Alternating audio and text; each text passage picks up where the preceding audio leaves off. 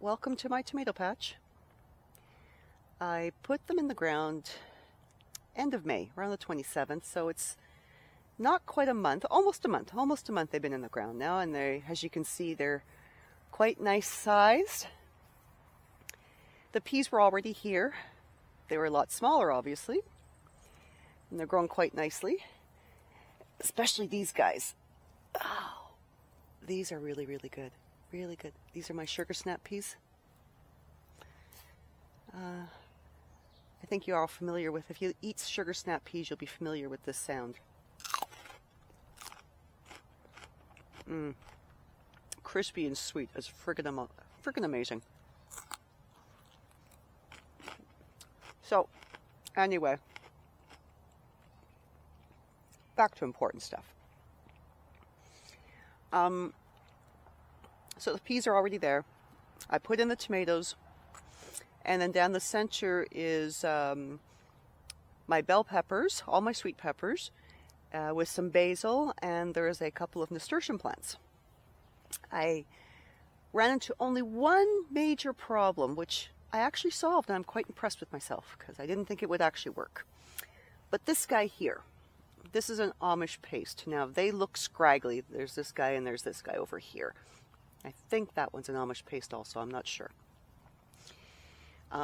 They do grow quite nicely, though, as they start getting bigger. They're beautiful plants and beautiful plum tomatoes on them. Beautiful. But this guy, a couple days after I put him in the ground, he was wilting all the time.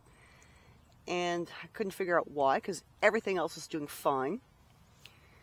And you go to touch him, and he's like, you know, like a leaning tower of Pisa thing. He just kind of fall over. So I thought, what is going on with him? I thought, I'll dig him up then, because maybe he's got root rot or something. So as I was digging him out of the ground, a grub had eaten through most of the stem. Like, it was still, excuse me, there was about a quarter of the stem left, but he had eaten a good chunk of it. So I got rid of the grub. You know, he's no longer on this planet.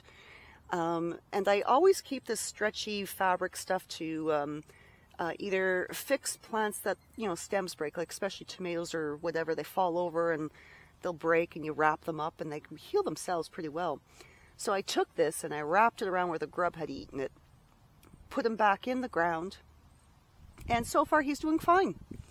So I'm not going to dig him up to remove this. If it's, you know, if it's thriving, just leave it be. Just leave it be. But sometimes you don't have to throw away a plant. Try what you can do and see if you can bring it back, and I did. The birds did uproot.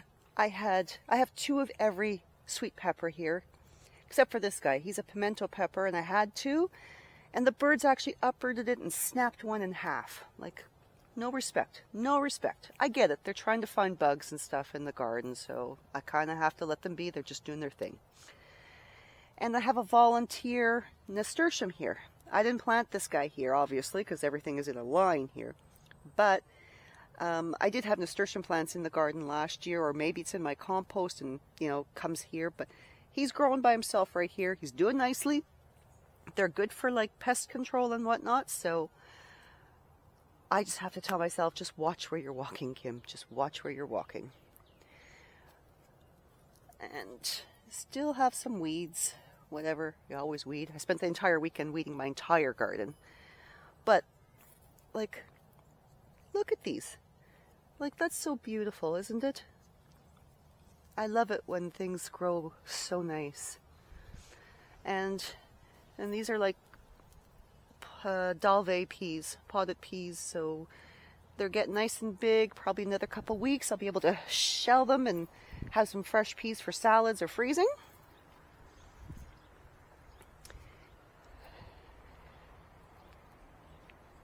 But that's one patch. I think tomatoes are my favorite thing to grow, and everything's looking quite nicely right now.